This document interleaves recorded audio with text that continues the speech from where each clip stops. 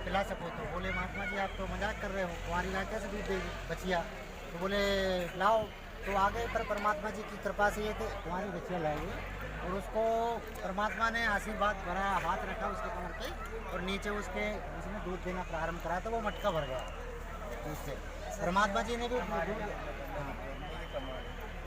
कुमार अवस्था में, शिशु अवस्था में सब प्रकार से अहिंसनीय ढेनव गोवे तृप्त करती है उनको। परमात्मा वो लीला कुंवारी गाय का दूध पीते हैं, यहाँ का नहीं होता। ये वेद जो से महर्षि दयानंद सरस्वती जी द्वारा कृत है। ऐसी लीला की किसने? कबीर जी ने की थी। ये परमात्मा ने आके मतलब दूध पिया, उनके ज्ञान योग खोल दिया तो बाकी सब ग्वाले तो चले गए।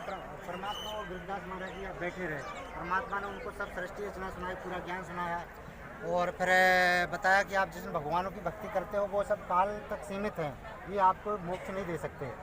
और मोक्ष यदि आपको चाहिए तो मैं जो भक्ति, मैं जो ज्ञान देने आपको आया हूँ वो बता रहा हूँ, तो आप उस भक्ति से परमात्मा के पास जा सकते हो। गुरुदास महाराज जी ने कहा कि मैं ऐसे नहीं मानूँ, मुझे वो लोक दिखाओ।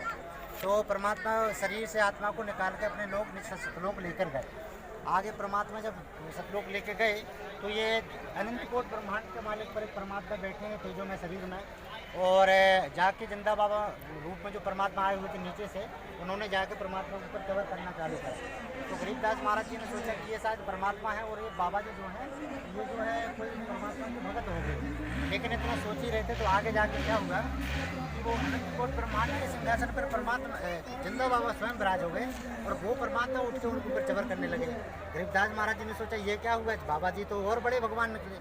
पर देखते देखते क्या हुआ कि वो परमात्मा गरीबदास वो संत बाबा जी के भेष में जो है एक ही हो गए, परमात्मा भी उनमें समा गए और चवर अपने आप करने लगा।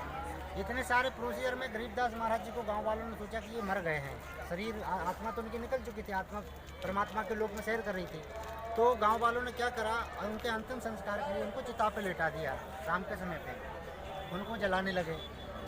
इतने में परमात्मा ने देखा कि शरीर को नाश करने वाले हैं गाँव वाले, तो परमात्मा ने वो आत्मा को शरीर में छोड़ दी, वापस छोड़ दी। तो वो आके चिता से वो बैठ गए।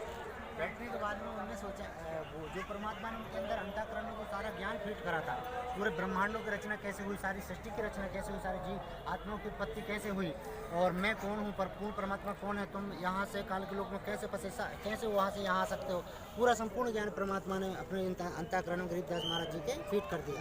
इन्होंने बोला अनंत कोट ब्रह्मांड का एक रति नहीं भार, सतगुरु पुरुष कबीर है वो कुल के सृजनहार, हम सुल्तानी नानक तारे दादू को उपदेश